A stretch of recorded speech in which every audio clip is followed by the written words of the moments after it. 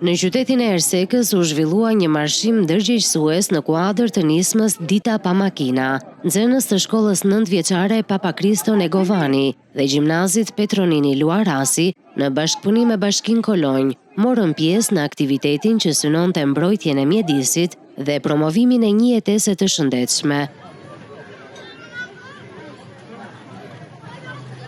Përgjatë rrugëve të qytetit, dhjetra të rinj marshuan në këmbë, ndërsa veçantinë e sollën nxënësit që zgjodhen biçikletën si mjet alternativ. Kjo veprimtari u kthye në një thirrje për më pak makina dhe më shumë hapësira të gjelbra. Një ditë pa makina është një ditë ndryshe në qytet. Ne si nxënës përpiqemi të japim një mesazh për mbrojtjen e mjedisit dhe përpiqemi të mbrojmë shëndetin tonë. Mjedisi është rëndësishëm pasi ai na jep ujë, ushqim të shëndetshëm, ajër të pastër dhe është detyra jo morale për të kujdesur për të.